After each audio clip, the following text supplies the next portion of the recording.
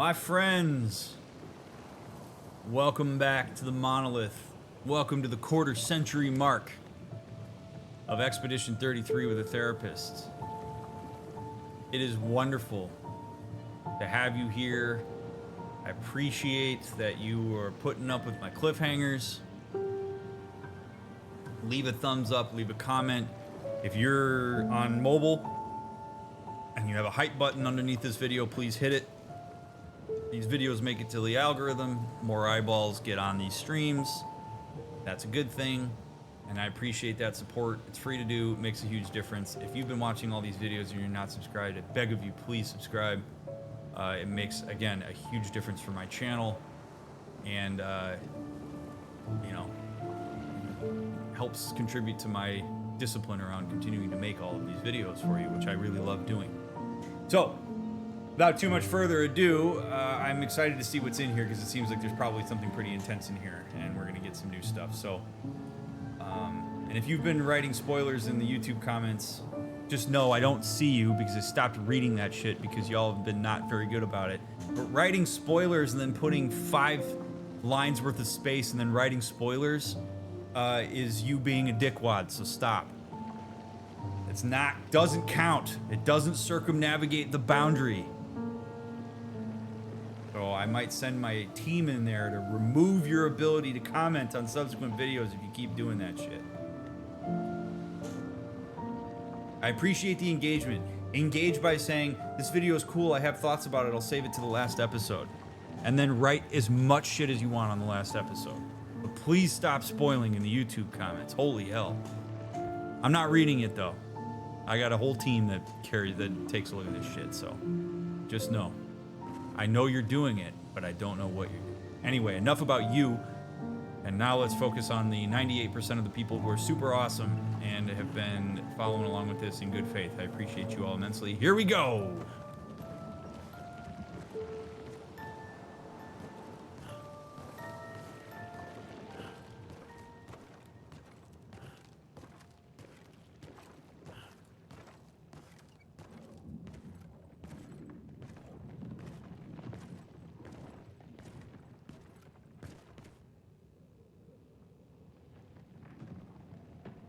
I love that the music dies when you walk in here.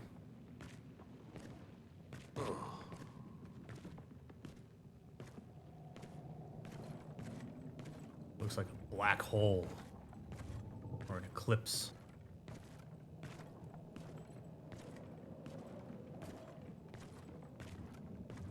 Giant frames.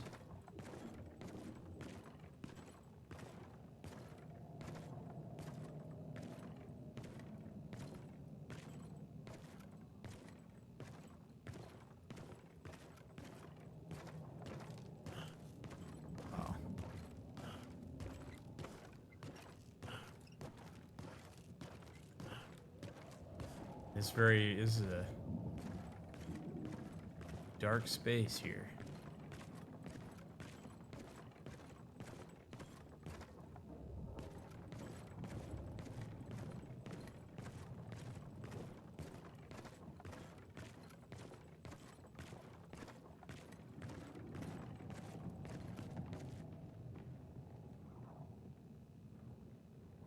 Huh.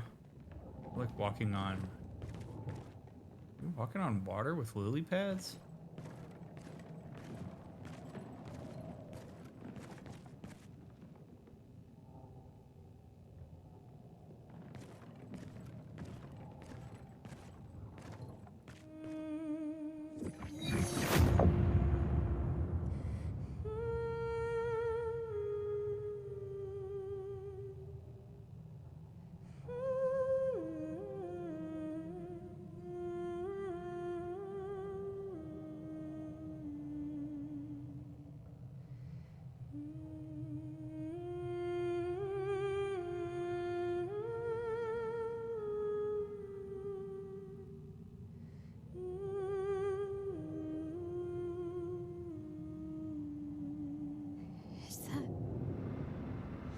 You. Of course he's here. Of course he is.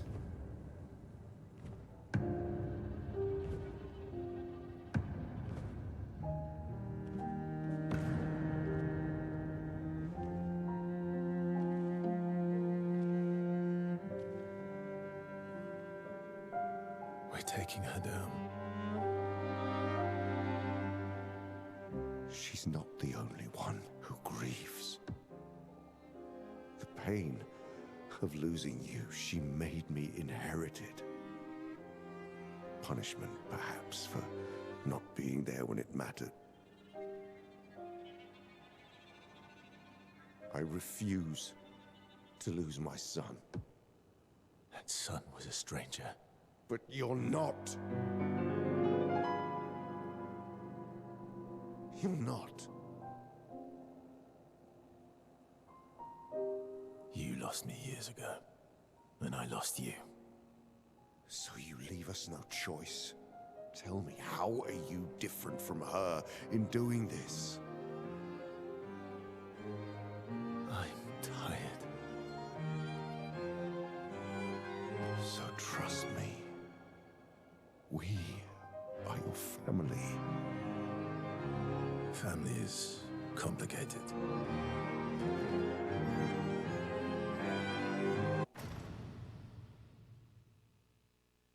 Okay, so all very obtuse, I think understandably so, but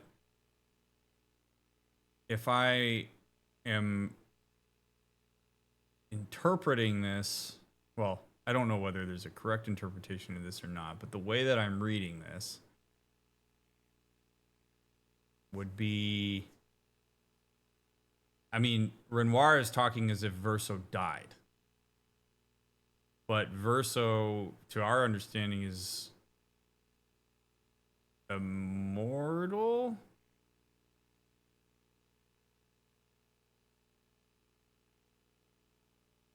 But is that immortality something that's being constructed by, like, Renoir? Like, is Renoir keeping Verso alive against his will at this point? Which would be a really fascinating thing. Like, I mean, the read on this is that, like, Renoir doesn't want to lose Verso, and it's almost like he's being, like, kept around, almost like if a person's on life support or, like, in a vegetative state, and it's like they're violating the DNR. Or does he just, like, I mean, I don't know, right? Like, it's just weird. Or does he, like, Gommage every time and then Renoir brings him back? Or, like, I don't know. It's just that's a really interesting dynamic. Like, Renoir is showing some vulnerability here. Like, he's not coming off as the same hard ass that he's been every time. He, like, looks at Verso and he's like, dude, I miss you. I don't want to lose you. Verso's like, y'all already lost me. I mean, that's weird. And Verso seems to have enough autonomy here that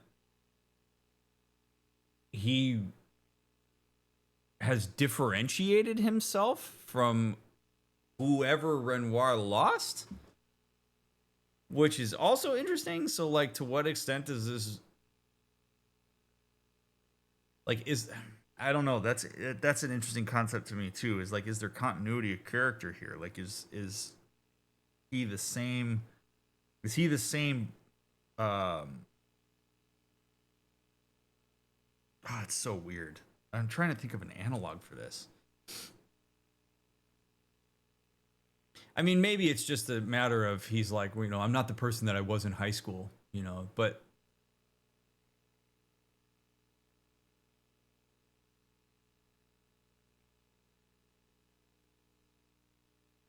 very interesting interaction here.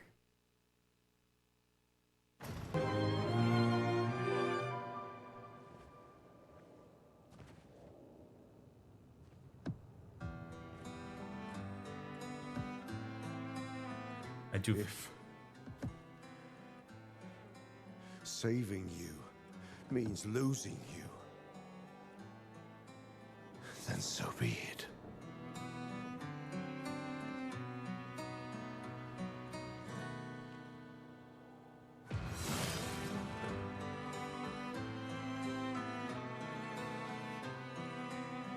We only need to incapacitate him. We'll find a way to kill him.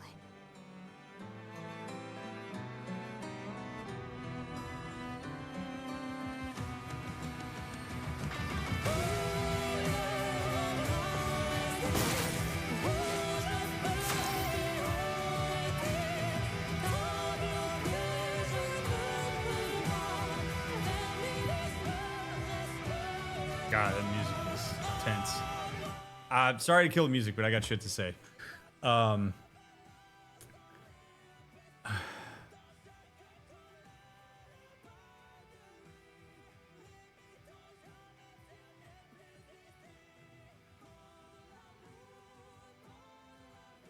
So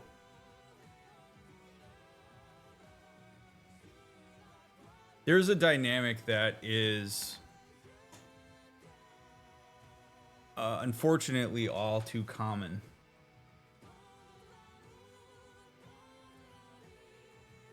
Which is that when parents have kids,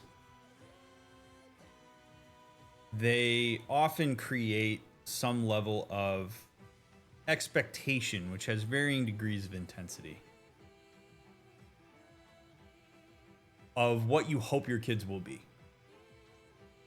And some parents engage that in a very like generalized way of just, you know, I hope you'll be a good person who contributes and forms meaningful relationships and does all this stuff. And then there's other parents who create very specific expectations of what they want their children to be. I want my kid to be a Major League Baseball player. I want my kid to be a doctor. I want my kid to be somebody who has power in the community that they live in, or whatever, right? Sometimes those expectations are built from things that didn't happen in your own life as a parent, so you want them for your kids so that they can have something you didn't have. Sometimes it's, I had this and I want you to have it too. Sometimes it's none of that. It's just something that you've created on your own, right? But anybody who's watching this who's a parent knows that you create expectations for your kids, and that's not a bad thing.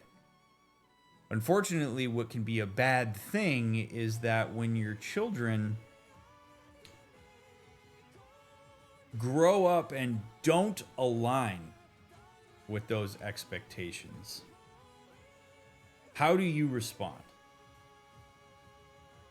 So if you had thoughts of your kid being somebody who got, well educated in a high paying job, and your kid shows a really strong affinity for a vocation like carpentry, which there's good money to be made in carpentry, but like moves in a direction that you didn't expect them to go.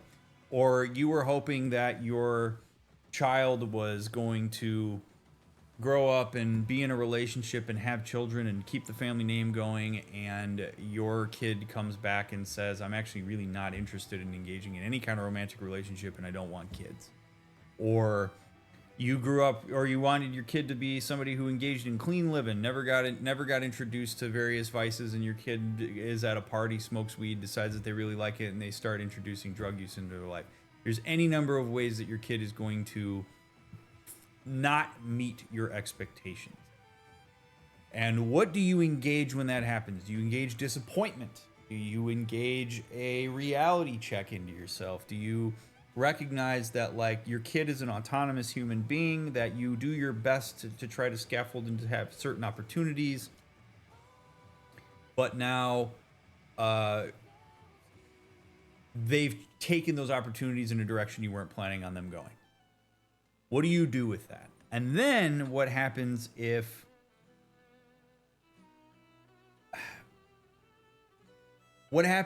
your kid dies? Right? Or your kid, and for some people that means your kid might literally die, and then you have to deal with kind of the loss associated with that. Sometimes for parents, your expectations about your kid die. Verso grows up to be a man that his parents weren't, or parent, I guess, was not expecting him to be. And the Verso that Renoir wanted died. And it can be a very, very complicated thing for a child going through their parents grieving their expectations of you when you don't meet them. And it's particularly challenging if you grow to be something that you feel proud of, but it's not what your parents were hoping for, and your parents have a hard time wrapping their heads around it. Like, parent-child dynamics as people develop through the lifespan are a really fascinating thing. And parents often don't really think about what it will mean later on in your child's life when your child does not align with what you were planning. And so, yes, I mean, is the ideal to be as flexible as you can be? Sure, but I don't think it's bad to have expectations of your kid, but it's also important to understand that your kid will never be exactly what you want them to be. And that's a good thing. Your kid is not an extension of you. Your kid is not something that is even really a reflection of you. Your kid can be a reflection of the way that you parented them, to some extent. But your kid is another autonomous human. So when Renoir says, if losing you is the only way to save you or whatever, it's a really interesting sentiment. Because I think for some parents, the way that you can save your relationship with your children is to lose what you thought they were going to be and allow them to be what they are. Engage them for who they are. Engage them with curiosity. That's why I think when when parents have teenagers and teenagers are starting to figure out who they are, ask a lot of questions, be curious about them. These types of things can be really important. So, I mean, I'm reaching a bit into left field on that statement. I'm sure that that's not what the sentiment is actually reflecting in the context of the game, but that sentiment just in a nice little nutshell there, I think really speaks to the complicated nature of when you have a child that grows into adulthood and isn't necessarily what you were hoping that they were going to be, or has certain convictions you don't agree with. So if Verso wants something to happen here, maybe he doesn't want to be immune anymore or immortal anymore, and Renoir wants him to be immortal so that he can live forever with his son, and Verso's like, I don't want that. That can be devastating. What do you mean I'm going to live forever without you? That's not what I wanted for you. The kid's like, well, too bad. I'm tired. So at what point, and this is what brings me back to when I was saying, this is like keeping a person in a vegetative state on life support, not because of their quality of life, but because you don't want to lose them. At what point do you make another person's existence about you and your issues instead of about that person? At what point do you have to recognize that, keeping Verso around in this way isn't what he wants? And just because maybe you don't want to lose him in whatever way you're saying you're going to lose him, it's not about you anymore. And unfortunately, too many people take way too much of a sense of ownership over the lives of their children, even long into adulthood. And if you can't divorce yourself from that, you're often going to have a bad time as your kids get older. And I think that's where some of this tension likely is coming from between the two of them. And I hope we get more context around this, because I would love to know the specifics of the situation. So I'm speaking more in a generality here, but that's what comes to mind here when I see this, that like there is some kind of complicated deal here. And I guess we're learning more that like this is really about Renoir and what he wants and what maybe he's projecting onto Verso instead of actually recognizing what Verso's all about. If you're mad at me for the fact that you didn't get to hear the soundtrack here, rewind and just go ahead and go to Spotify and put it on and listen to the music. You can listen to that anytime. So let's get back to it.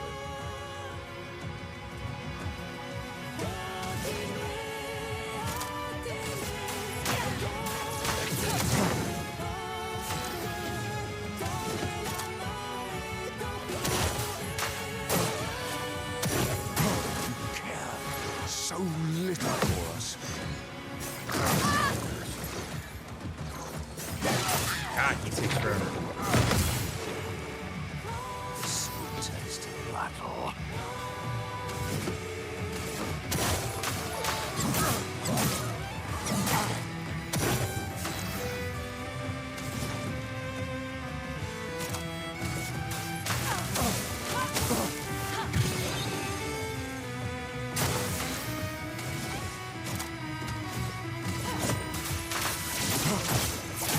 This will hurt.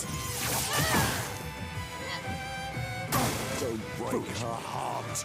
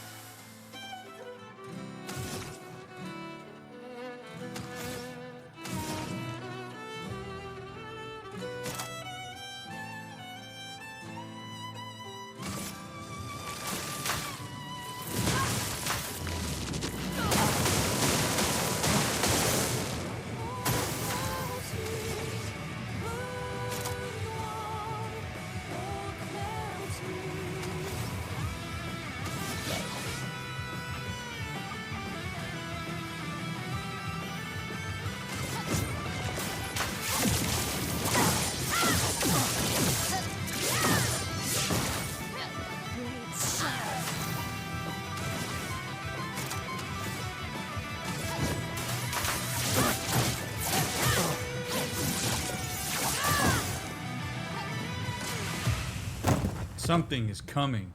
It's not CL. Your sister deserves more.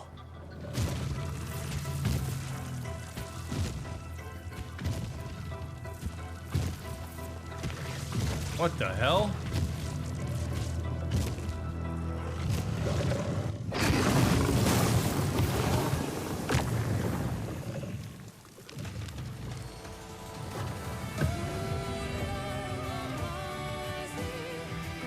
Take me Careful, all my you elf. want, as long as you're alive to do it. Sweet taste of battle.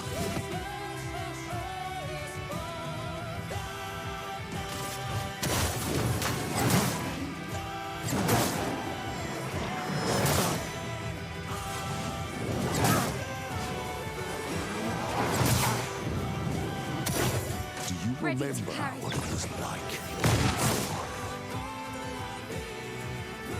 Don't turn away from us.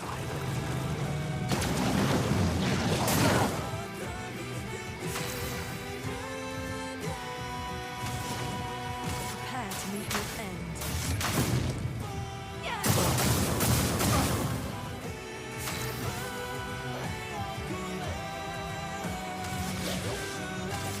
You can't escape it.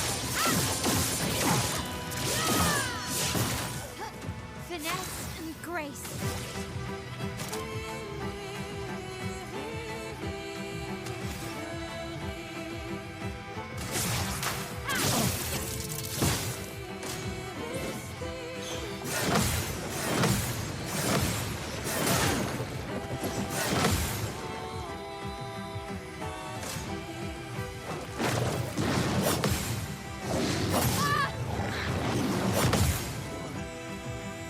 My, what lovely feet.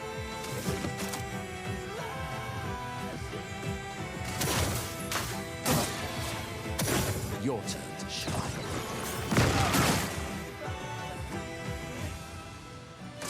Let's dance.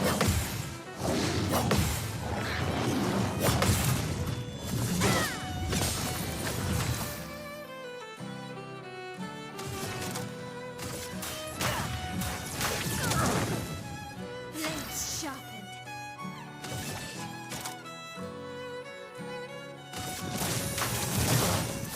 Sweet taste of battle.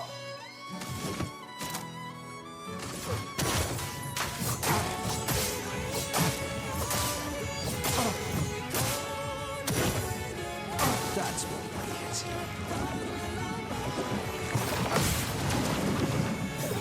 God damn it. Minoko, parry! It likes you. Careful, my elf.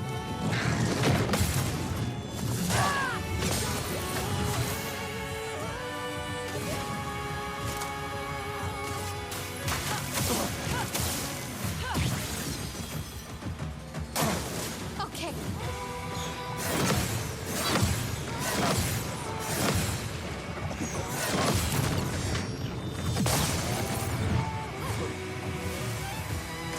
Your turn to dance.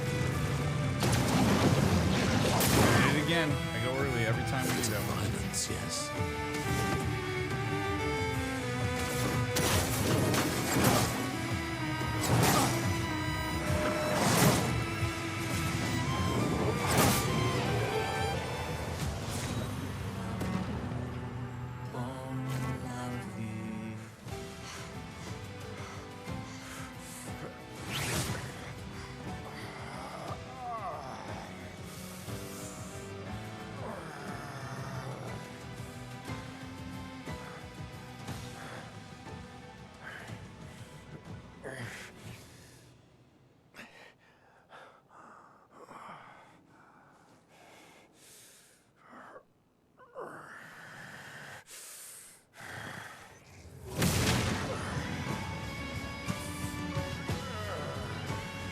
I don't know why we're surprised. I don't know how many times we have to say the dude's immortal. I'm like, why are we surprised?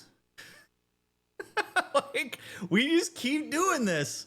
It's like, guys, I told you we can't kill him, so let's just keep trying to kill him.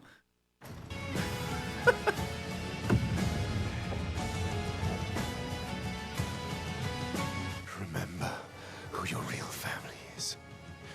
It's not her. It's your sister, your mother, me. We are your family. He would condemn us all to die for what?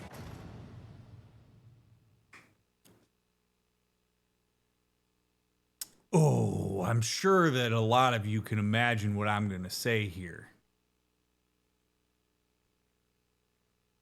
But this is unfortunately a... So there are varying degrees of the reasons why this sentiment is expressed from parent to child. Ranging anywhere from kind of the warm, you know, we're your family and we care about you, to the very manipulative, we're your family and thus your boundaries don't matter. And something tells me that Renoir skews more in the direction of the latter. Family is more than anything, a social construct. Yes, you share lineage and DNA and all this shit, but ultimately across the entire human genome, there's not a lot of variance in DNA. So like, we're really just talking about this very arbitrary connection that we've decided is more important because this person formed the biological basis through which you exist. And that somehow elevates that person above other humans and thus is beholden to a separate set of expectations as a result. A lot of people get inducted into this idea that your family is an exception to your general standard of humans. That where you might have good, strong boundaries with peers and coworkers, you go home for Thanksgiving and your boundaries are nothing. You fall right back into old patterns. You let your dad get away with his manipulative bullshit. You find yourself being emotionally in charge of your mom. And these are things you would never otherwise allow people to do, but they're your parents. So you do it because you think you're supposed to.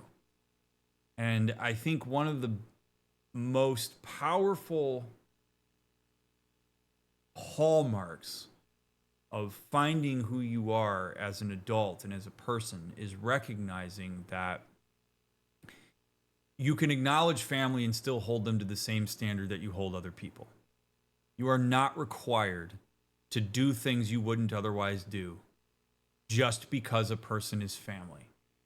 And unfortunately, there are a lot of systems. We talked about equilibrium, homeostasis in this playthrough. There are a lot of parents in particular, but systems of siblings and whatnot that subscribe passively, not even necessarily consciously, to the idea of homeostasis, and will use the sentiment of we're your family as a way to try to pull somebody back into that homeostasis. You have an adult child that starts setting boundaries and maybe doesn't check in as often and holds the line on things, and as a parent you don't like that, common go-to is, but I'm your dad. Doesn't matter. You are held to the same standard I would hold anybody else. And any decision I make about being flexible because you're my father is my choice, not your dictation. And this is all easier said than done. I understand that. But that sentiment is a sentiment that for generations has been used to get kids to push back against their own boundaries with their family, or to second guess the things that they've autonomously come to recognize about themselves and their values as they grow into adulthood. And so this very much connects with what I was talking about 10 minutes ago. That like Verso is wanting to make a decision for himself that his father doesn't agree with. Now, if Verso's decision has a like survival impact on Renoir, then I can understand why he would want to defend himself. That is an understandable thing. But if we're talking about, I just don't want this because it makes me feel uncomfortable when you do X. Sorry, man. But as an adult, this is the life that I want to live. This is the choice that I want to make. But the TLDR on this is that you are not beholden to extra things because they're your family. You don't owe your parents anything for the fact that they raised you. Your parents chose to bring you into the world in whatever way they chose to do that. You did not choose to be here. Any parent who says, well, I put you in a house, I fed you, I clothed you, I paid for your school. That's what you are supposed to do.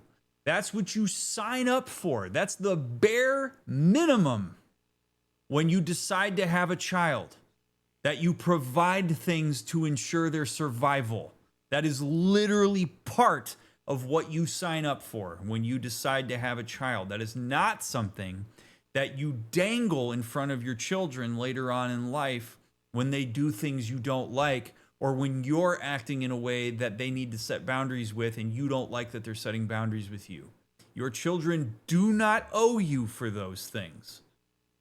Now, your children will express appreciation for that if it actually matters to them. I mean, that appreciation comes on the back end. I can't tell you how many times I have to have conversations with parents where I'm like, yo, when your kids are in their 20s, then they'll come back and appreciate you. Your teenage kid doesn't give a shit. Your teenage kid is going to look at you and go like, yeah, what I care about is, you know, the things that my teenage brain cares about. I don't really give a shit that you, I mean, of course you feed me. That's what you're supposed to do. Like, what are you supposed to say? Like, congrats, thanks for not neglecting your child. Like, wow, it's a good thing that you fed them and kept them alive, even though you're legally obligated to do that on top of whatever moral obligation you have to that.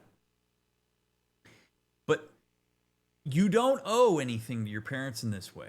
Renoir deciding to have Verso is Renoir's decision. It's not Verso's decision. So this is again where even if, I mean, I'll address this question in chat, right? Like we're also granted the privilege of being alive and getting to experience life in all its glory because of them. That is a sentiment that is expressed often by a person who grows up with some degree of like means or privilege, because there are plenty of people who grow up in absolute horrible situation because their parents are not in any way equipped to actually have them, and their existence is miserable.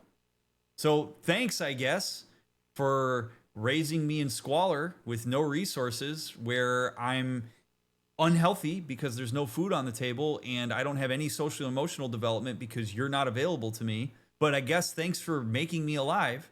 And this is actually a really interesting sentiment that you will see sometimes in generational gaps, which is, again, kid didn't ask to be here. If Verso is depressed, miserable, his life is not particularly great, and Renoir expects him to just appreciate that he's here in the first place. If I'm wrongfully detained in a county prison and fed one shitty meal a day, am I supposed to look at the warden and say, well, at least I'm here? For some people, existence is pain, is not something that they would have signed up for. And this is a taboo for a lot of people, but there's a lot of people that will tell you, you know, if I had my choice, I probably would rather have not been here than dealt with the shit that I dealt with growing up. Like, I would rather have just not experienced it. So this idea that there's an entitlement to you as a parent because you chose to have a child is an unfair proposition for your children. You decided to have them. So if Verso is over 100 years old and he's miserable because he keeps having to be in this space, and he's in pain, and he cuts himself in half, and all the people around him die, and he just wants it all to end. He just wants to die with some dignity. And Renoir's like, nope, because I don't want to lose you. Again, it's the same thing as my child is in a vegetative comatose state and will be like that for years, and has locked-in syndrome and is utterly miserable, and I keep them around because I don't want to lose them. I will keep you alive for the next 40 years locked in a vegetative state because I want you to be alive. We often give more dignity to our pets than we do our fellow humans because of what it does to us from a connective standpoint. So it's a very long-winded diatribe here, but as a therapist, these are the types of... The reason I talk about these things on stream is not to just, get all preachy or anything like that. It's because these are the real issues that people bring in to talk about when they're in therapy. These are things that really deeply affect people. Their emotional state, their decision-making, all of this, where Verso ostensibly could, if he's talking to me as a therapist, is like, I feel this really strong sense of obligation to go home for Thanksgiving, even though everybody in my family treats me terribly. But, they're my family, so I should pay $700 to go fly to Halifax and whatever. It's like, you don't actually have to do that. But they'll freak out if I don't. That's their problem. But you're making decisions from a sense of obligation for something that isn't actually a real thing. It's something that we've socially constructed as being important.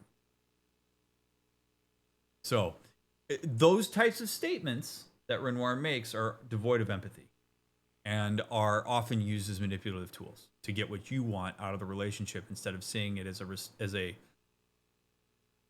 two-way street. So anyway, I hope all that makes sense.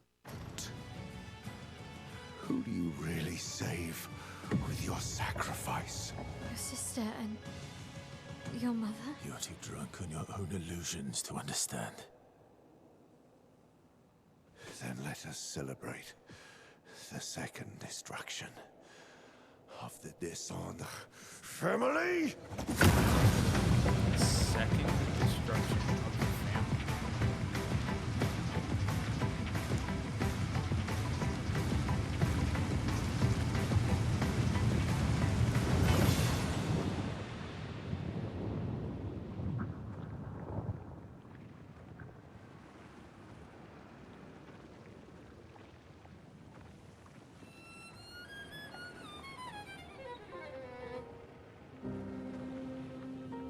At long last, we meet.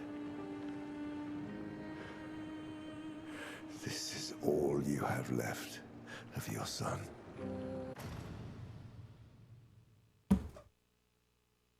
Get out of here.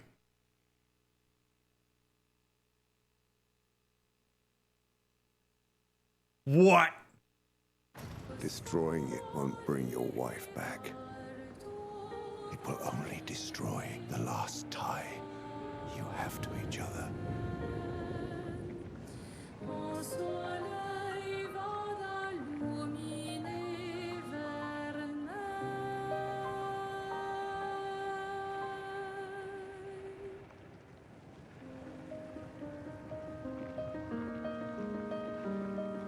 Ooh, what a great piano riff.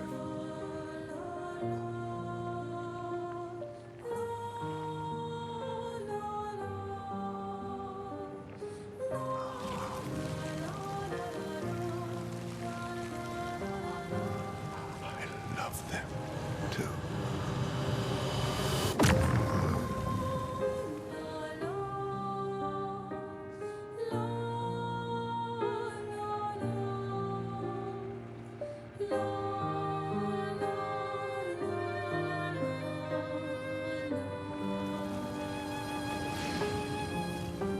We did it, Gustav. Hey.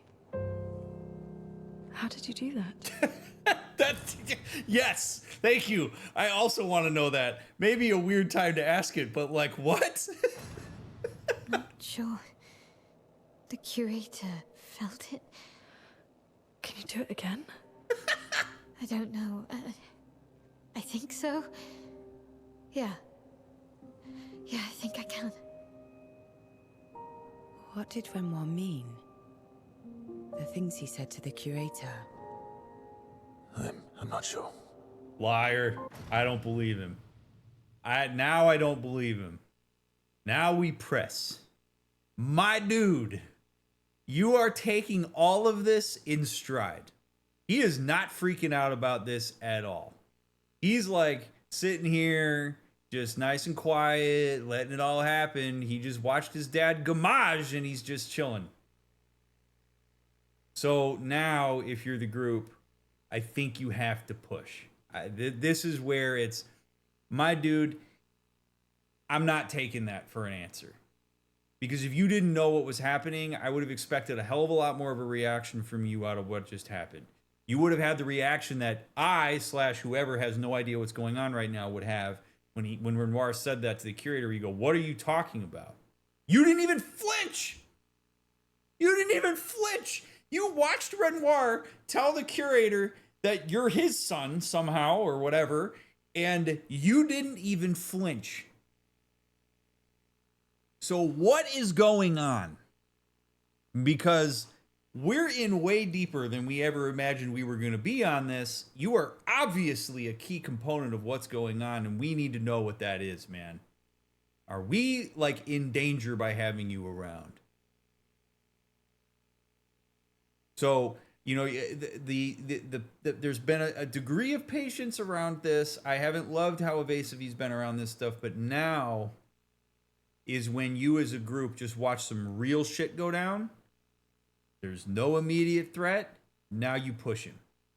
And if he becomes extra evasive and he won't answer it and he freaks out or whatever, then at that point, if it's real life, at that point, now it's time to figure out what your boundaries are. I realize that this is a situation where they may need him for whatever reason. I'm not worried about the game world right now. In real life, if this is a situation you're in now, when you push the gas on this, it's, I'm going to have to set some real boundaries with you if you don't start answering this shit, because now I don't know if I can trust you, and that puts me in danger.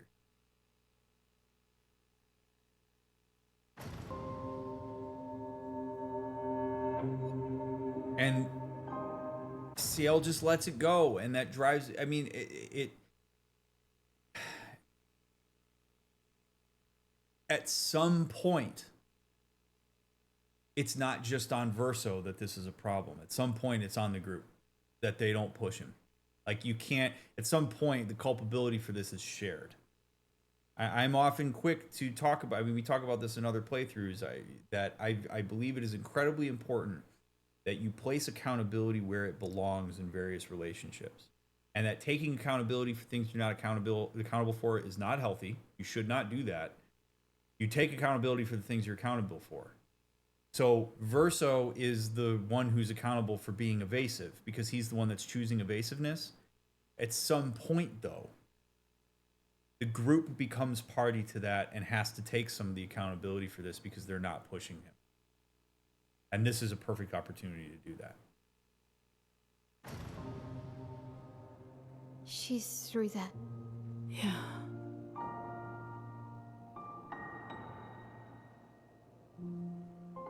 Behind this door is the future of Lumiere. You don't know that. What every expedition has worked towards. I have trust in us. Okay, I get it. It's writing. It's a video game. But my friends, we are at this threshold again that drives me bananas. We don't know what's through that door. The only one who possibly knows what's through that door is Verso. Maybe Monoko. But we don't know what's through there. And this idea that, like, we're going to just walk in there and it's going to go the way we want it to go is naive. It's dangerous. So I love the hope. I appreciate the way in which it motivates you. But we've got to be realistic about this. My friends, I know we're excited about this. It's time. We got to lock it down. It's time for us to work. and I can't believe I'm about to make this reference, but I can't take credit for this, so I'm going to make it. My wife just finished watching the show called The Runarounds. It's about some teenage band, not my thing. However, there is a moment in the show where the band receives an opportunity and they all start celebrating. They're like getting all excited. And the bassist looks at all the guys in the band and says, guys, this is possibly one of the times in our life where we're not going to get a second chance at this. So we need to work instead of celebrate.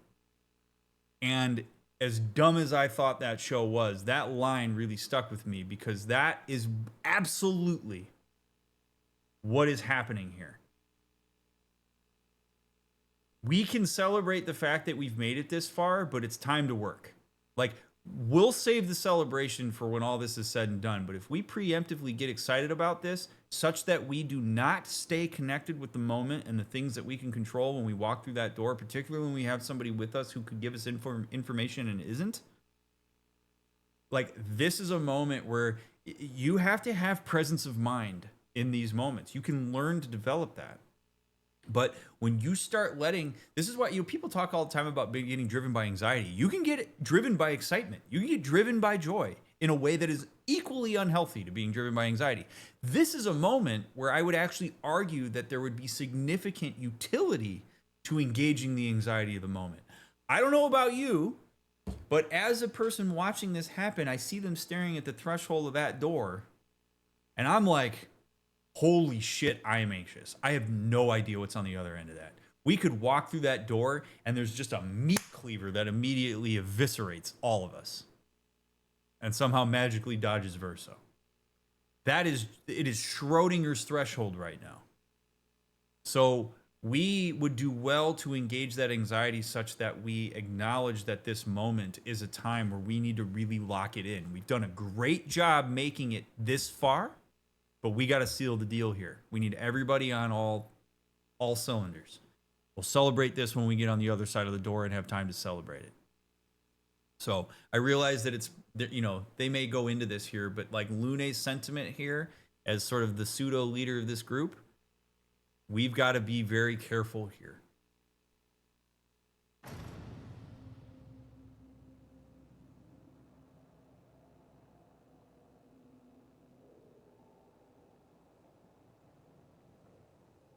Oh, God.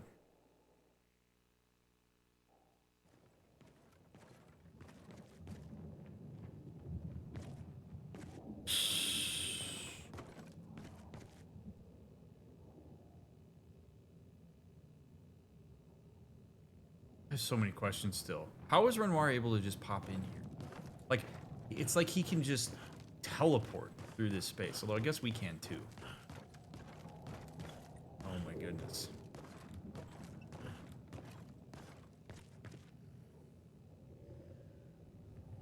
Part 26 is going to be... No, I'm totally kidding. I'm not going to do that to you. We're going through the door.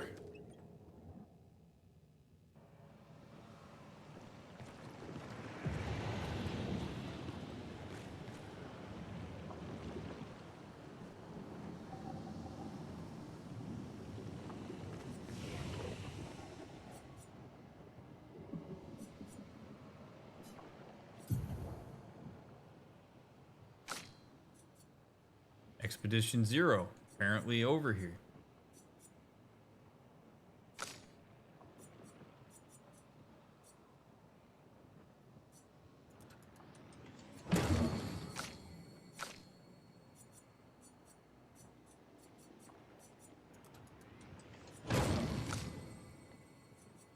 Oh, damn.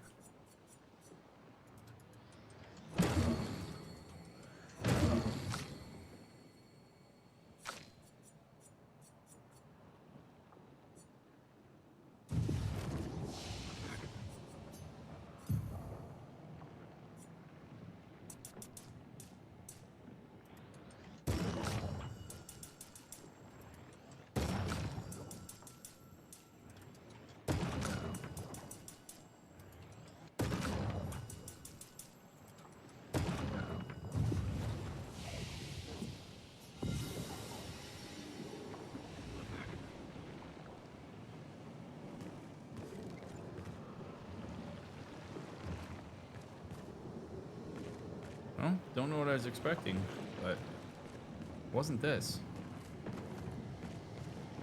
I just want to know why there's a zero flag there. It means people have made it through here. We're outside. She's there. I can feel her. We need to be as prepared as possible. Once we go up, there's no turning back. How do you know that? I get that that's probably breaking the fourth wall, telling me, make your preparations, Dr. Mick, because...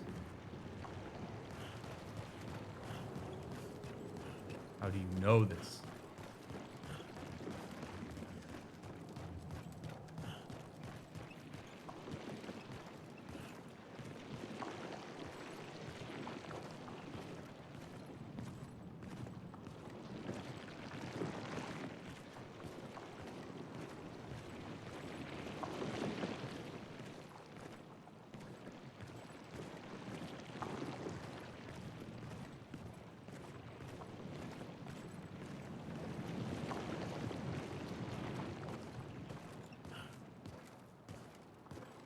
A really cool area.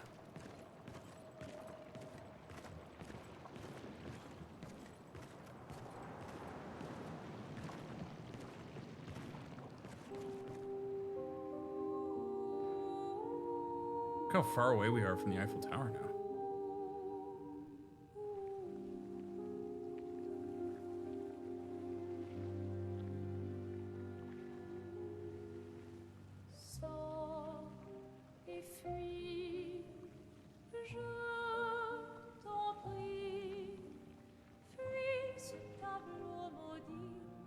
That's her. The paintress. She looks like the curator. Renoir. He mentioned the curator's wife. She's the paintress.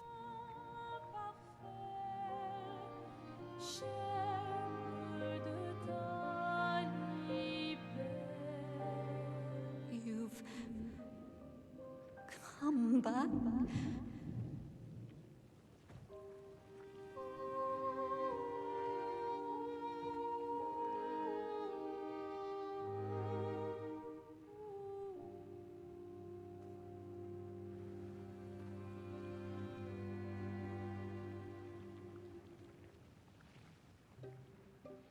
Alors tranchons la trame, découle la But the fire. Are you really here?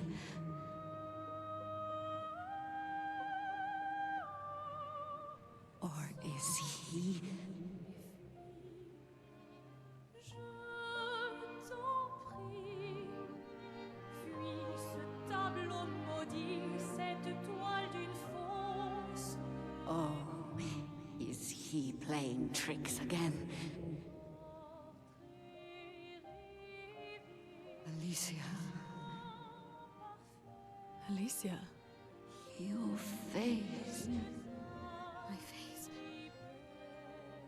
What about my face? Are you going to burn it again? Alicia's your daughter.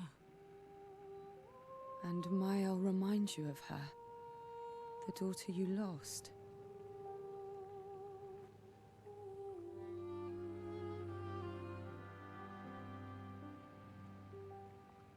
Come along. Let's go home. Yes. You need to go home.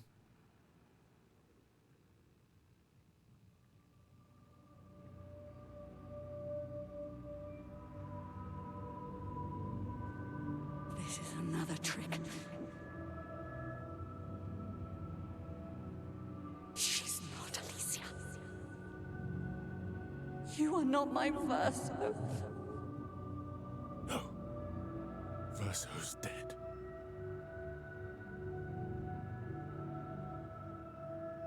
No. No. You are his creations, not mine.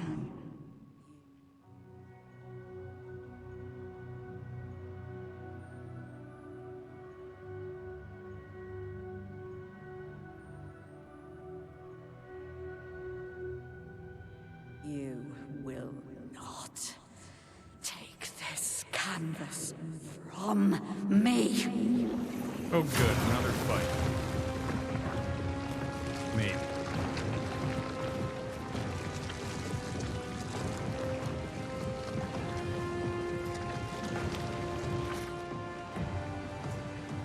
This is what we created the expeditions for. Tomorrow comes.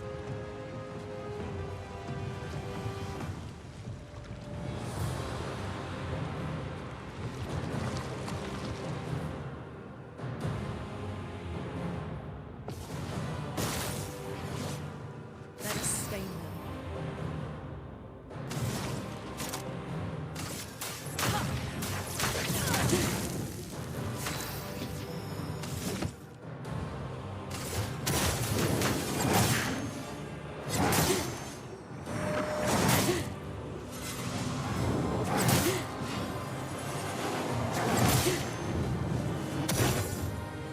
How cruel of your father to use you like this.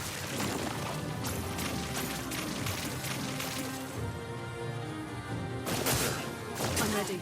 Your turn to dance. Well, yes, I love to dance. What lovely feet.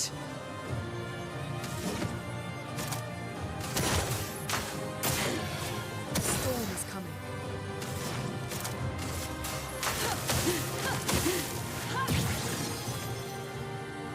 Do you understand what you've done?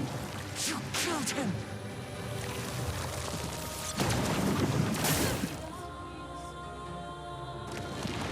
The dance begins.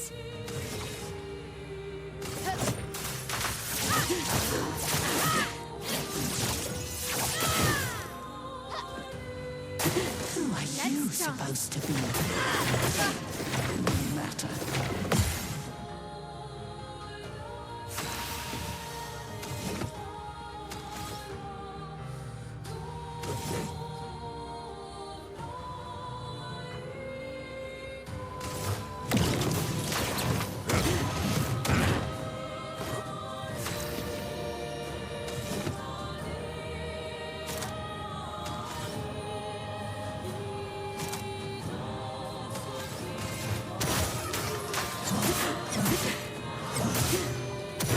Chrome is flowing.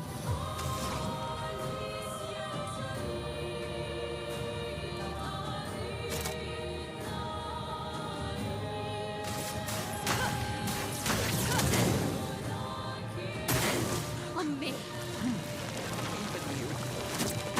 You can't betray Verso like this.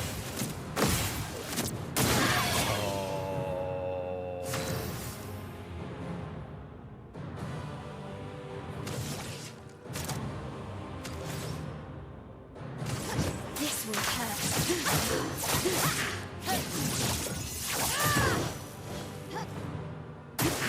It likes you.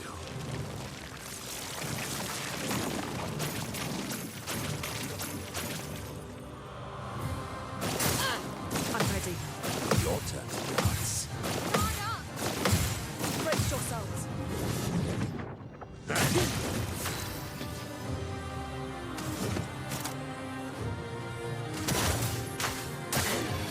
Overflowing with energy.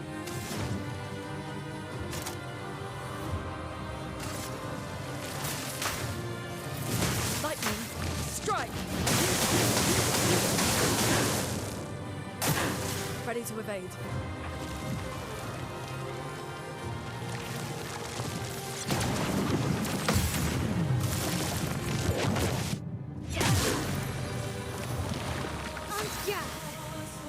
By the way, the reason I don't have a lot of thoughts on this is because I still don't understand what the nature of like these busted up things like the curator are. Like I just don't have enough information to put a lot together here. It's still incredibly obtuse. So like I'm sitting here while I'm fighting trying to think through what thoughts I have about this, and it's really hard to understand like what's meant by this. Like when she's like, you know, he sent you here, like he's tricking all this stuff. Like I have no idea what the context for this is. So like I'm just as lost really as anybody else would be here. So it's like one of those things where I don't even know how to speculate because there are so many weird contextual variables that don't really connect in any way. So I don't have a lot here. Like I'm very much in a let's just wait and see what happens after we end this fight, I guess. I mean, I got a million questions, but I can't ask them, so we just see what happens.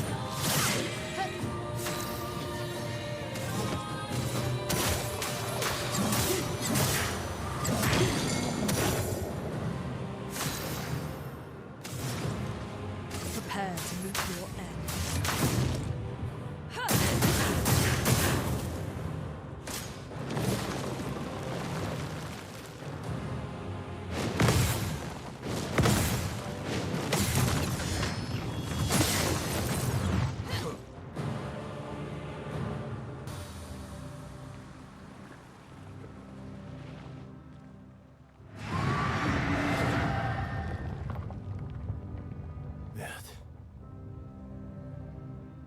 I don't like this.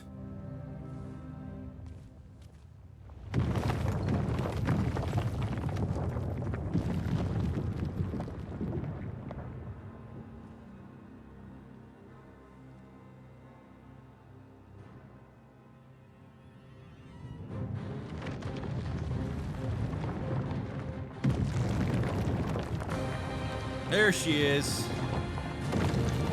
Wondering if she was gonna show up. What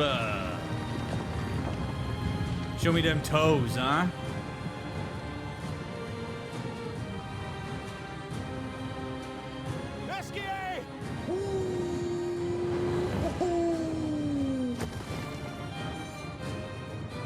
Look what I found.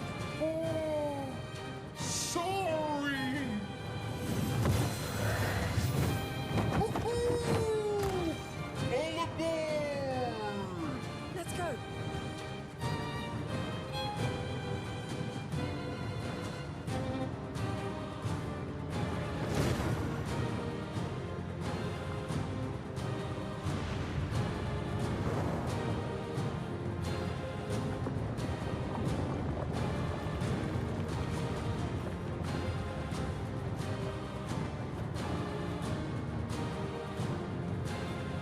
Oh, okay. I thought we were running away. It's like, really? We're gonna just fly away?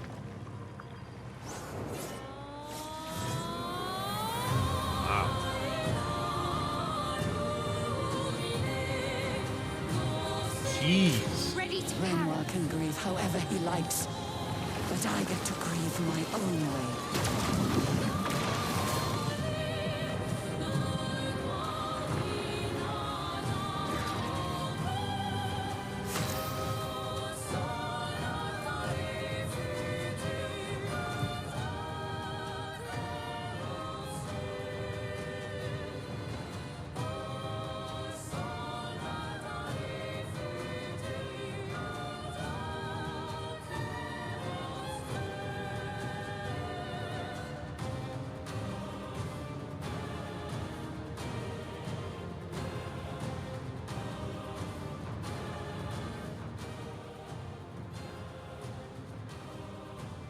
Okay, so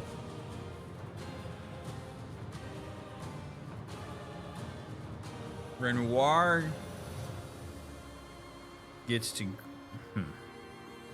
All right, so I'm going to assume that the paintress is Verso's mom. I'm gonna look like a dumbass if I get this wrong, but like, I'm gonna assume that that's Verso's mom, which means that I'm going to assume that all of the silhouettes of people that we've seen leading up until this moment, particularly when we were in the monolith, and we saw that couple standing there, that's Renoir and Verso's mom. And that when they're talking about Verso like grieving, I mean, which when we've been going through this game, it's been very clear that it's a grief process. That perhaps what we're seeing is really the grief process of two parents who lost a kid. And somehow in this world, because they're able to keep him alive, they are, but they're keeping him alive against his will, I guess. Why, I have no idea. How they're managing to do this, I have no idea. But I feel safe speculating on the fact that, like, Renoir and his wife, or baby mama if they weren't married, I don't know. Verso somehow died. Whether he physically died or whether their idea of him died, I have no idea. But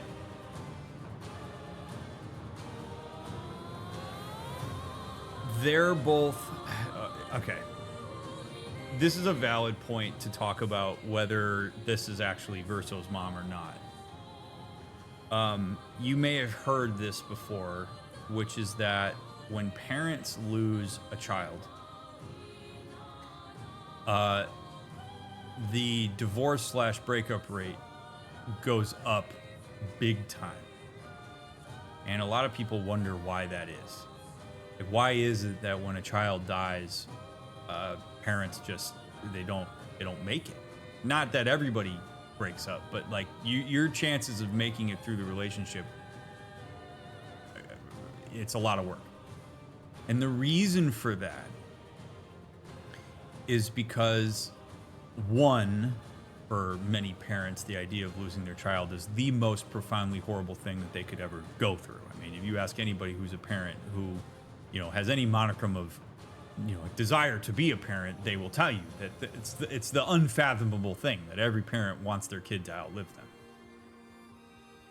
So now you take two people who are in some form of relationship with each other, assuming they're still in a committed relationship, and when you lose that kid, you have two people who are simultaneously going through the most profound form of grief they could ever go through.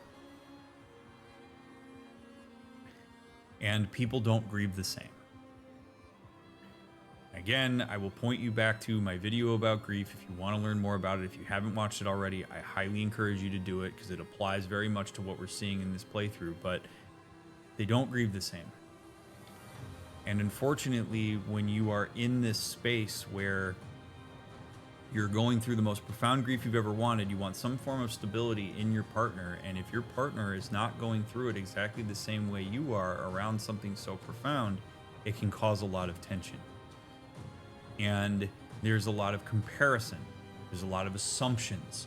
There's often a lack of communication. Sometimes there's an inability to communicate because the emotion is just so overwhelming that trying to engage the prefrontal cortex is almost impossible, that you are processing the same parental trauma through two different subjective lenses that will never perfectly overlap.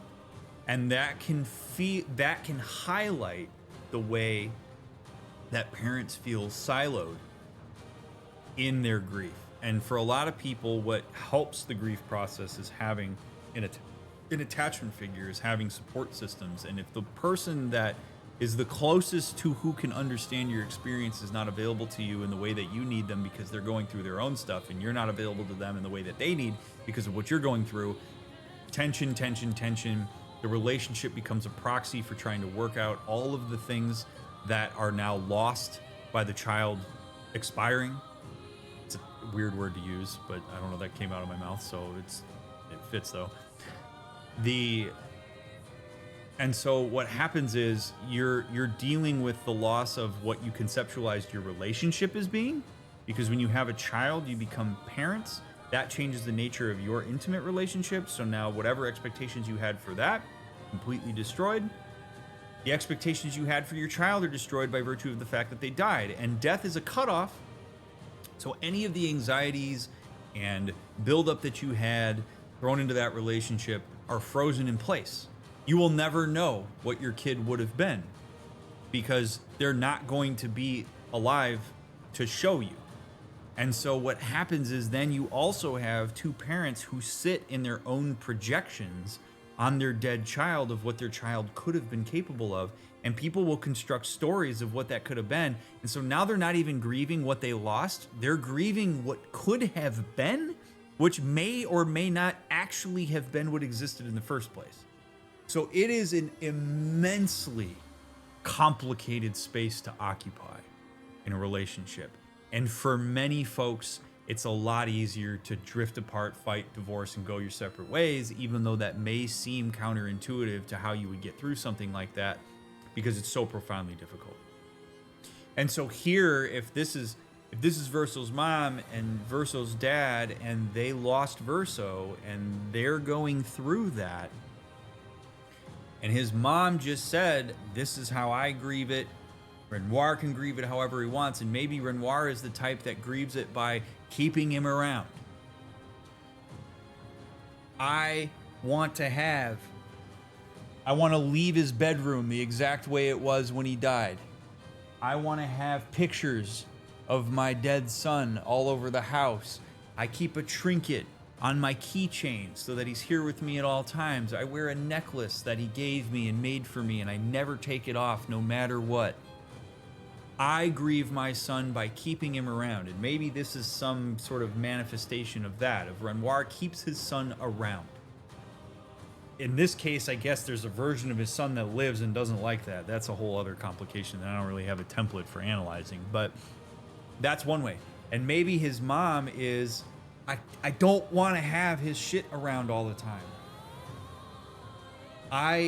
I need to be sad about this. I need to go through the emotions of this, but also life continues. I can't make the rest of my life about what I lost. I have a daughter that I have to take care of, a daughter who apparently has a burned face. I have other people in my life that deserve my attention. I have a job that I want to do. I have things that I care about as a person that I want to achieve. I hate very much that I lost my son. I'll never forget that I had a son. But I also, I'm going through the process, and I don't need to just constantly keep him around. He doesn't have to be in every conversation we have. You can see how that would not play nicely. And maybe the Gommage, if his mom is the paintress, is her trying to wipe that slate and move forward. So she tries to wipe the slate and move forward. Renoir does whatever voodoo he does to keep him around. And this whole push-pull is two grieving parents trying to figure out what to do with the death of their child. And this is just a physical manifestation. We're watching them. It's represented to us and how they're dealing with that. And you're seeing how profoundly terrible it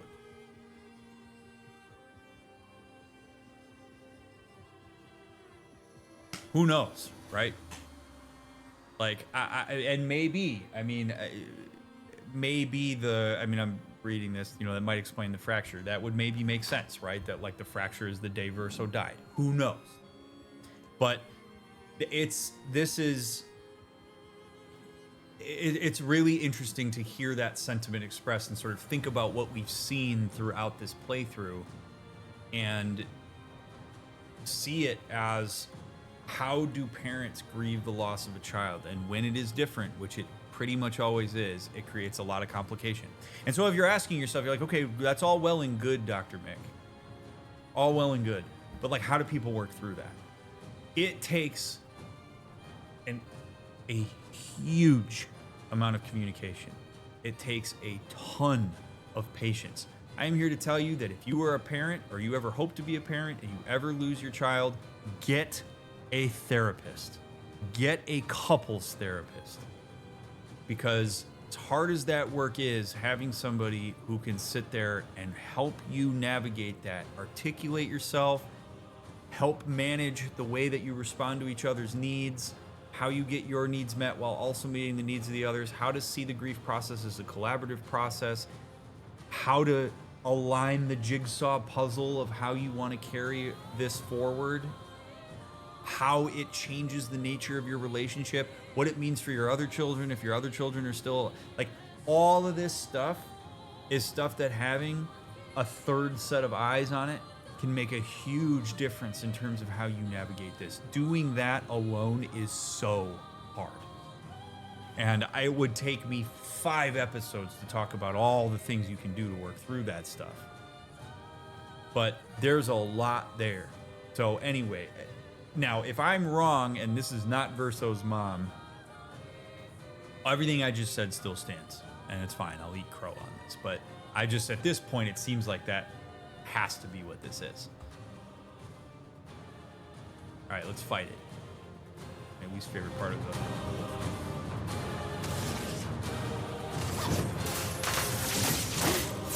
I wish this fight could have just played out while I was doing that whole analysis.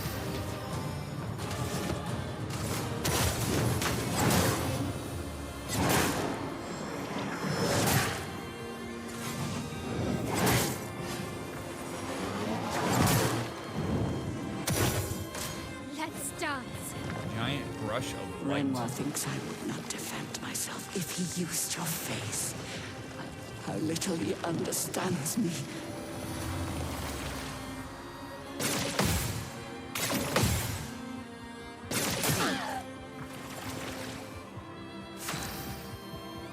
Rush of light took away 18.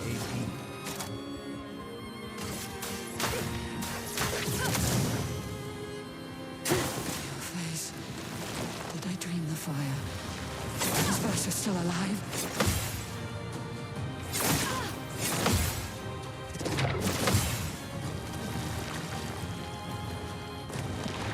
A bit of violence, yes.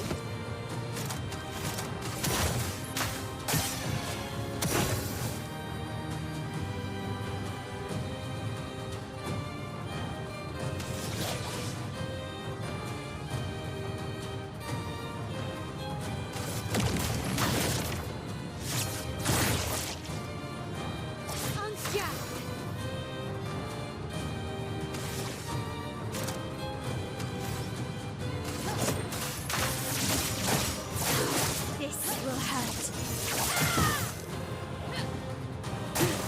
Take cover! I'm not crazy. I know exactly what I'm doing.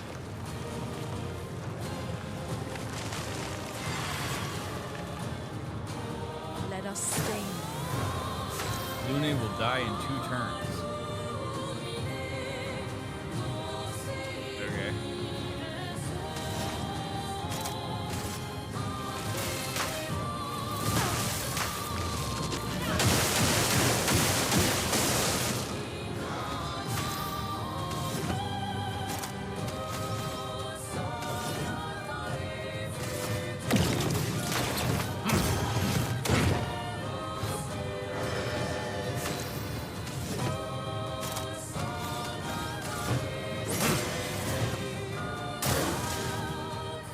Rips reality apart. Arrogant man.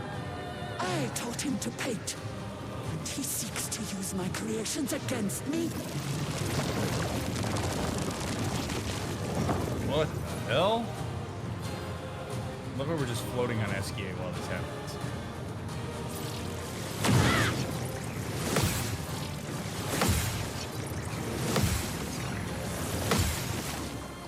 Blades sharpened.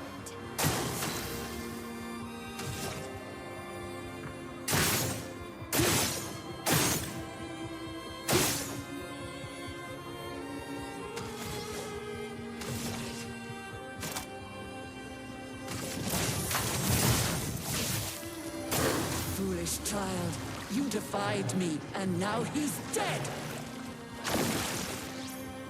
Jesus, take your time, huh? Take cover! God damn. My favorite part.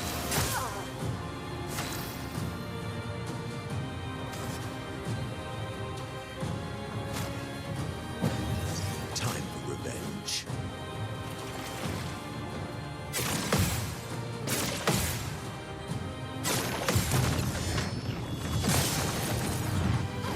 Blades sharp.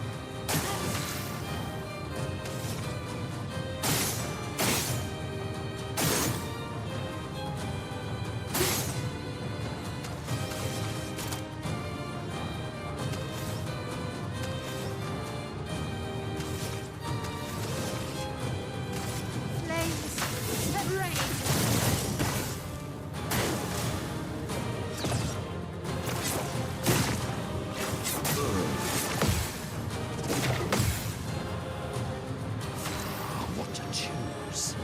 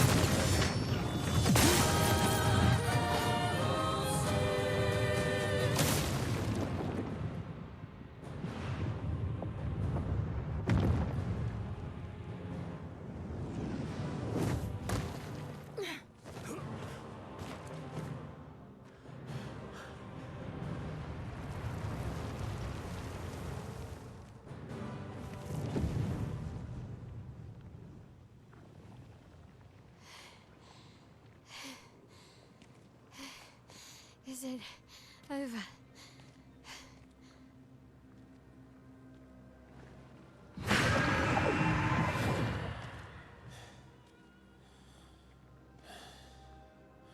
No, we're not done yet.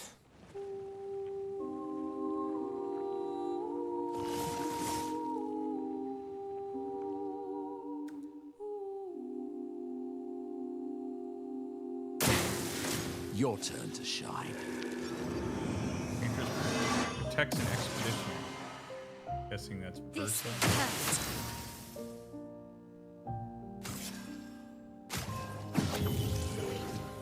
Proper challenge. Oh, we're gonna kick her while she's down, huh?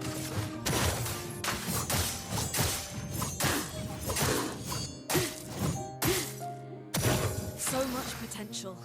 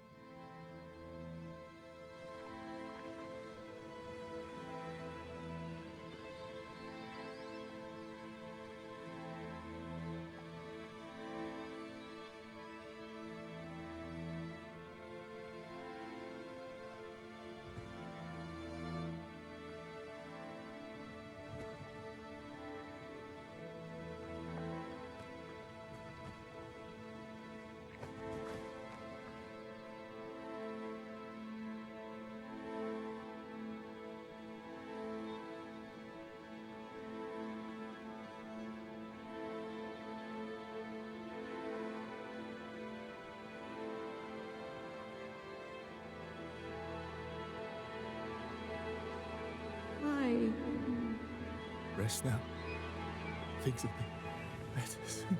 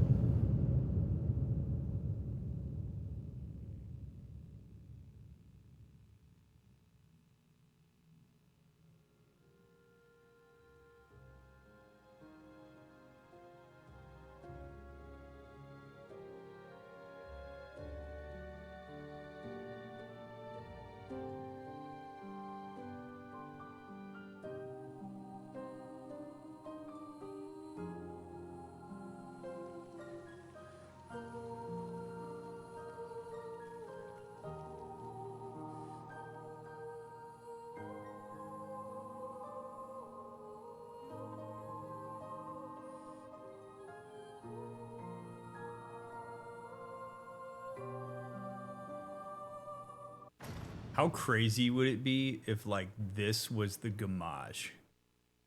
Like this happens every time they send an expedition out. They find Verso. Verso takes them up here. They kill the Paintress. And then that's when the Gommage happens. And then it all starts over again. Wouldn't that be nuts? Like, because I'm seeing red petals go out, right? Like that would be so wild that like this whole thing is just this massive cycle of expeditioners going in, killing the Paintress, and then that's the finger snap. And then everybody dies. And then it goes down, and then they're like, do it again. And like Verso's like, I'm tired, boss.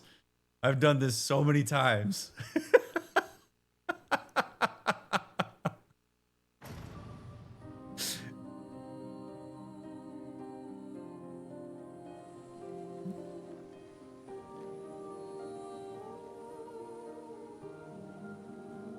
I mean, there could theoretically be, what, 32?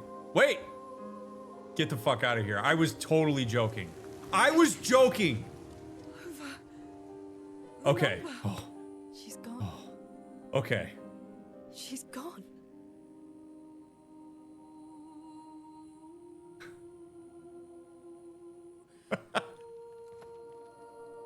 It's done. You're free.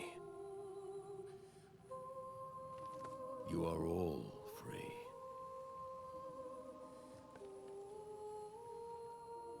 Is this real?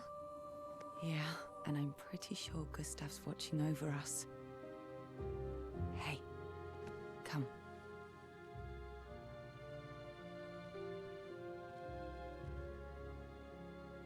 Wanna plant it?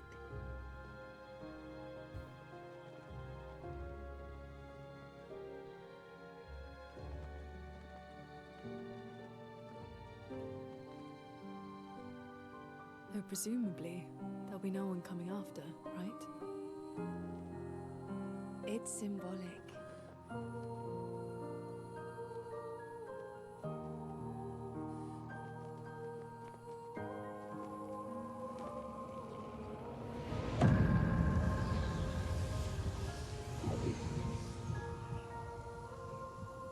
This can't possibly be the end of the game.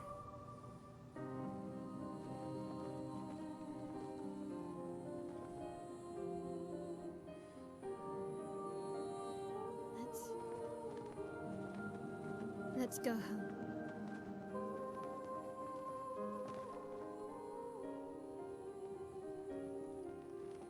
Yeah.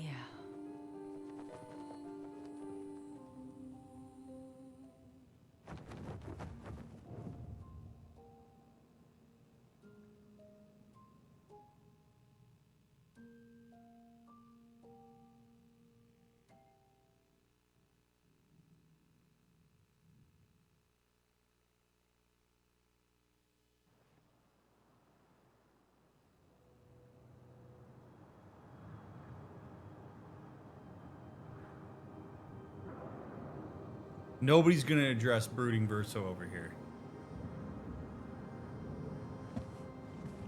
Okay, thank you.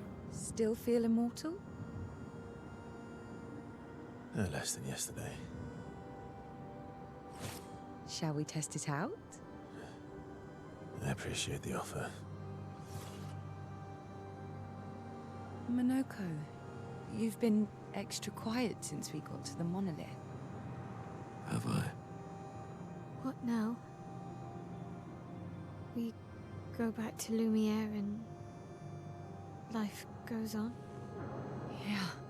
Decades and decades in front of us. Guess this is how it feels to be immortal.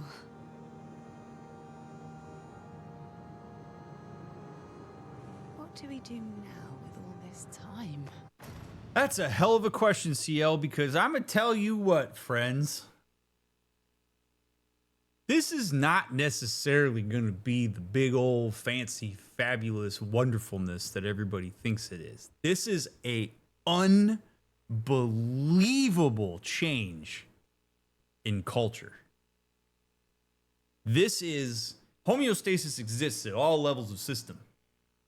This is not like homeostasis is not just your little family unit. Homeostasis is also the community you're embedded in, the culture you're in, the norms, the rules, the laws, etc. This is an entire community of people that for generations have built their entire existence around the idea that we have to fight our impending Gommage. And when you take that, and it's such that people run the calculus. Like, I got 17 years left. So what do I want to do with it? Right? Now, you disrupt that entire system. Ostensibly for the better, because people get to live and all this fun stuff, right? But like, people don't just make that adjustment.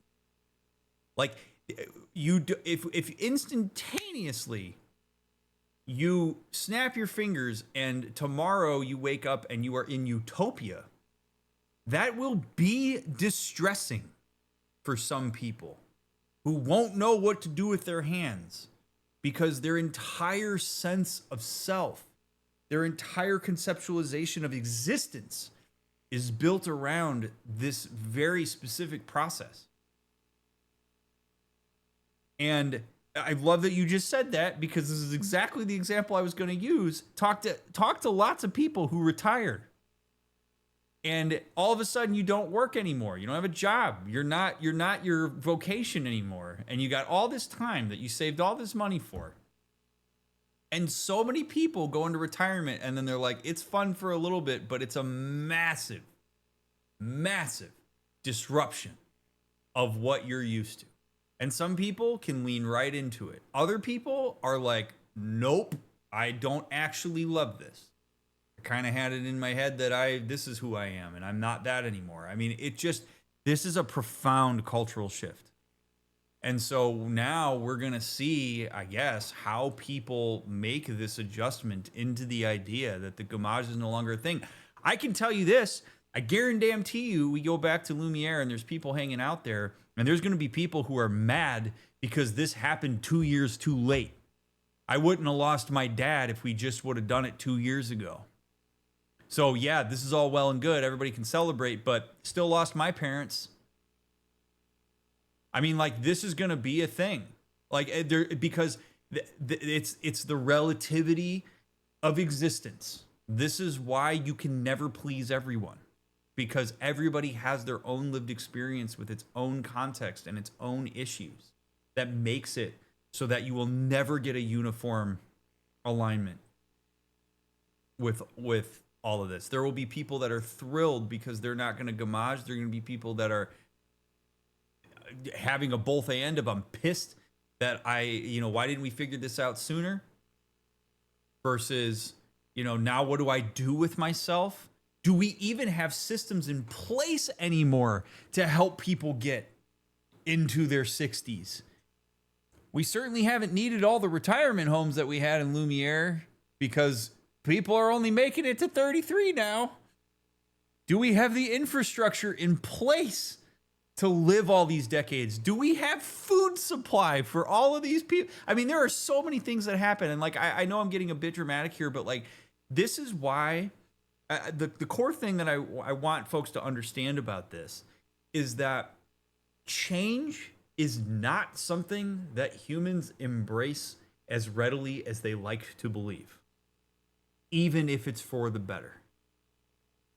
I, all the time as a therapist, deal with folks coming in who want to improve their lives, and when you give them the tools or you work to create the systemic shifts that are necessary in order for people to achieve their goals, some people will freak out. Some people will actively work against their own interests as a means to maintain the homeostasis they're used to. People like when they can anticipate things. They like when they have a general structure around them. They like when they know what's expected. As much as we might bitch and moan about certain laws and rules, we do pretty well to know what they are and can figure out how to work with them. We know they're consistent. The number one way that you can absolutely mess with children and adults is disrupt their routine. Don't be consistent. The number one thing you can do for children is be consistent. Consistent, reliable, routine. Boom, know exactly what to expect. Humans fall right into this. We're no different than cats. My cats know exactly when we're going to wake up. They know exactly when it's snack time. Humans are basically the same way. We have a little bit more adaptability. But when you disrupt this in a profound way, people get thrown off. Look no different than when you fly to a place that's 6 time zones away and your body is all messed up. Even if you're going on vacation, your body still has to adjust to that change and is going to experience fatigue. The same thing here.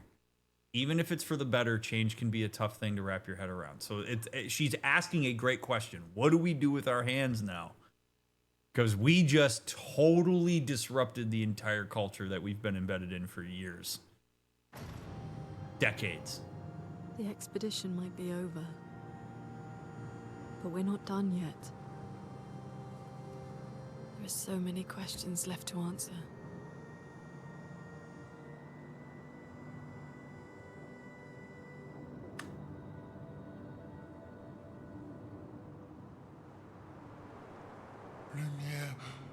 Lumière red.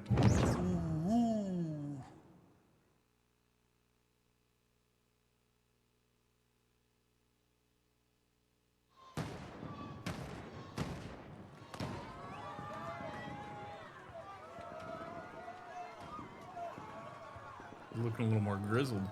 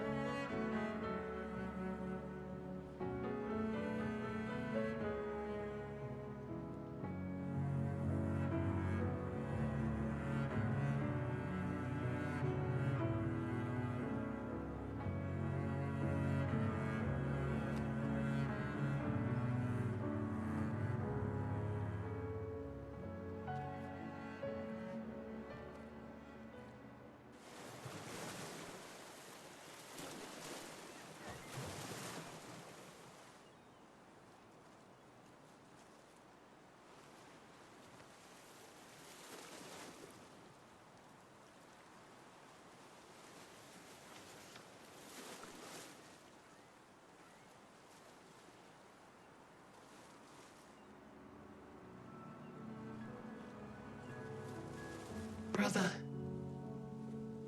I tire of the conflicts and deceptions that plague our family and theirs. So, I entrust you with this letter. Whether you give it to her is up to you. I'm at peace with what's to come. When the time comes, I hope you will be too. Maya, It's a strange feeling watching you with my brother, laughing and smiling, without the scars or the memories that afflict me. Alicia, as she was meant to be, not this painted version that I am. My family, a facsimile of yours, and this world, a mirror, painted by your mother, the paintress, to stave off her grief. Seeing your expedition through would plunge us all into the abyss. For in ridding the world of the paintress, you'd lose the sole force standing against the one who would erase us, the one who invokes the flowers of the Gommage. An act of love, for he does love her. Your father. On her monolith, she paints a warning for us all, of the few she can save as her power wanes. We all wish for our families to thrive. Your family, however, believes only one can survive. But perhaps you'll find another way. You who have lived amongst us, perhaps you differ from your father and your sister, as I differ from mine. Your mother paints life, whilst your father, death. What will you paint?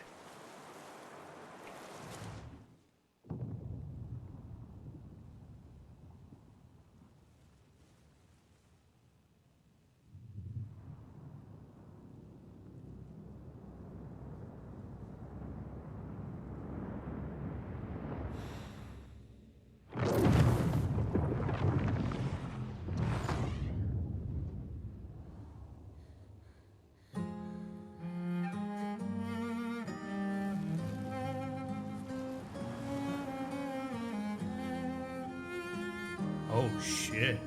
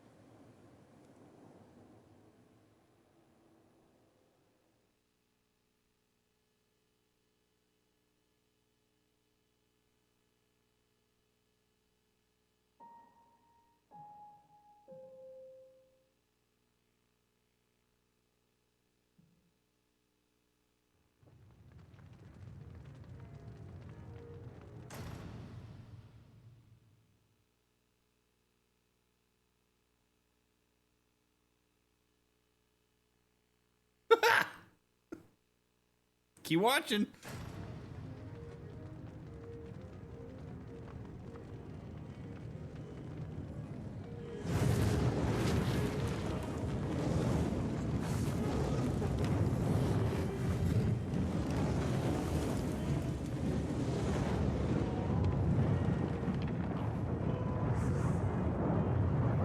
You're okay.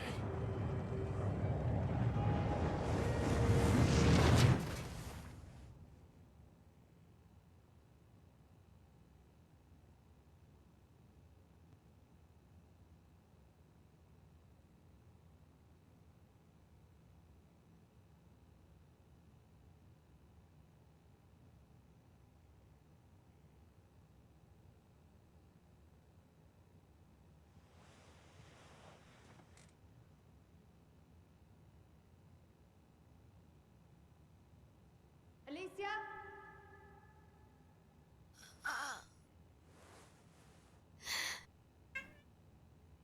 Good, you're awake. Come downstairs.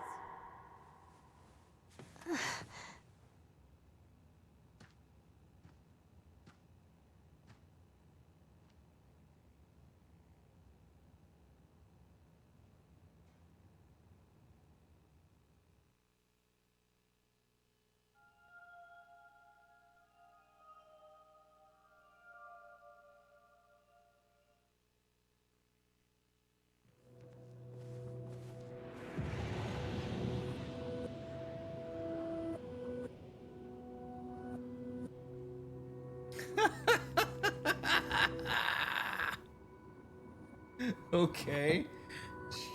Sure.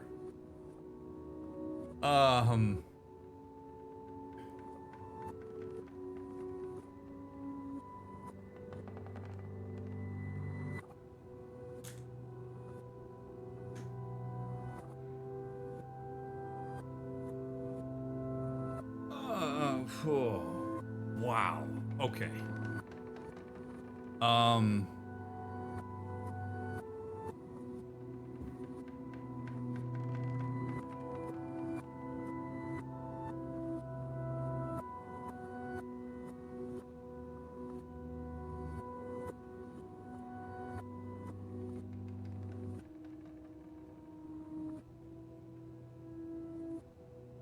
I mean, I don't even know where to start. Like, holy crap. I'm gonna be honest, this is one of the few times, in all the years that I've been doing this, all the playthroughs that I've done,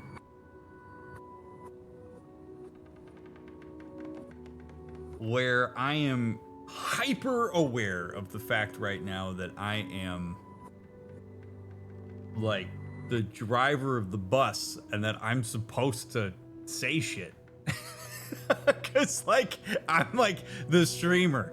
Like usually I'm talking and we're good and I feel great about it and I'm sitting here and I'm like, okay, that was an unbelievable amount of information, much of which is still incredibly obtuse.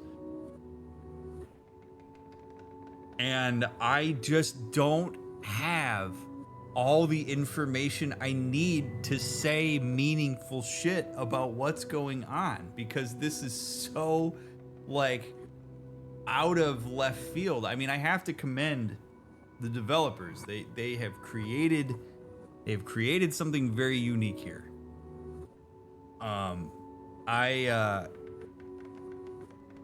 Holy crap. Okay, so I mean, it would seem at this point I am in some way correct that the world we were in was a reflection of real life. But I didn't realize that this is a thing where it's like some sort of like simultaneous reality. Right? Like I thought that the mansion just kind of existed in that space and that we're just in this like, I did not think that we were in this like alternate reality or constructed reality or whatever.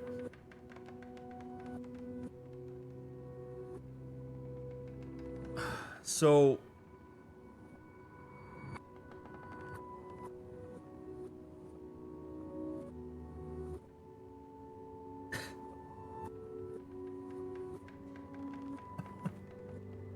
I mean, I'm pretty sure I offhandedly said toward the beginning of the playthrough, what if we don't understand the paintress correctly and she's actually protecting us? And she was.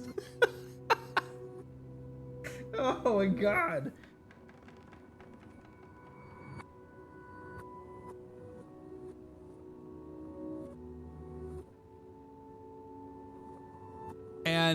But I mean, I only really, it's again, it's Schrodinger's paintress up until that point. Like, we didn't know that, like,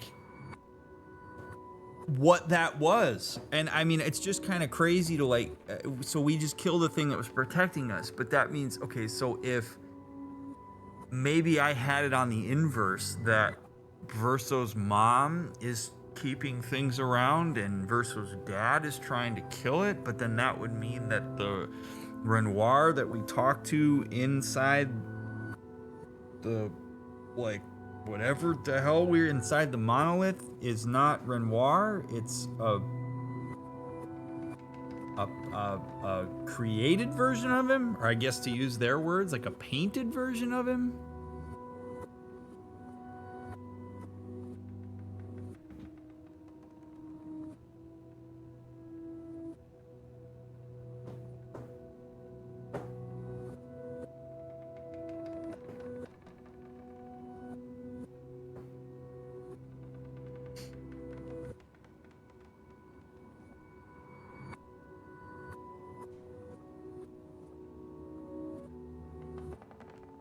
We didn't see Verso, Gommage.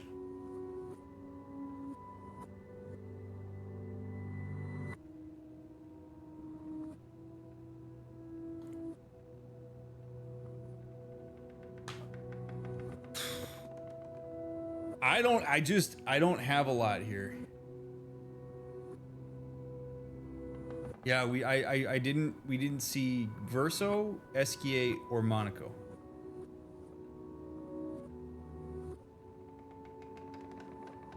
We're gonna learn. I mean, we're gonna learn a lot here, I'm sure. There was no. It really didn't feel like that could have been the end, because honestly, if that was the end, I would have been incredibly disappointed. Because like, there's way too many doors open here. Like you gotta give me something, and we're getting something. So I'm excited to see where this is gonna go. There's just so much novelty in this that like I don't really even know how to speculate at this point, other than there's some sort of alternate world that was created for whatever reason to try to keep something going, and somehow I just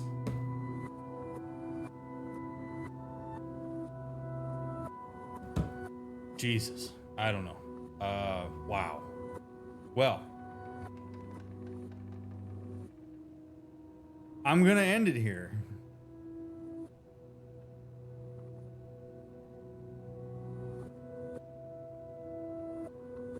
And we're gonna hop into this in part 26, because this feels like a pretty good cutoff point, and my brain's on fire. So, wow. All I ask, and I realize is futile at this point, but, you know, don't post spoiler comments. There's a shitload of stuff going on, and just because I'm frustrated because I have no idea what's going on, I don't want, that is not an invitation for people to answer my questions in the YouTube chat. I'm not going to read them anyway. I'll read the comments after I'm done with the playthrough entirely, but just know that if you post spoilers in chat, it's not appreciated. This is wild.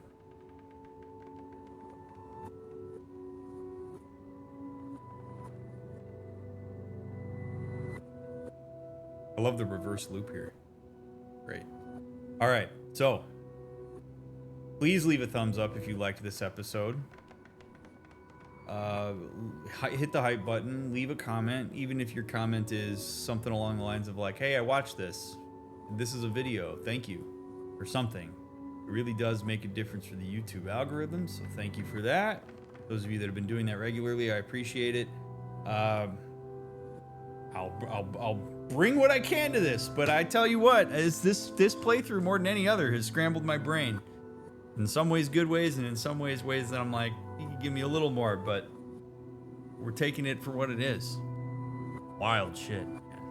Holy crap. Thank God I paused it at the end of the last episode when I did. So with that said, if you're binging, I'll see you right here in the next episode. Lucky you, you're binging, so you can hop right in. If you're waiting for the next episode to come out, we'll get it out as soon as we can. I appreciate you all immensely. You matter. And I will see you right here in the manor in episode 26.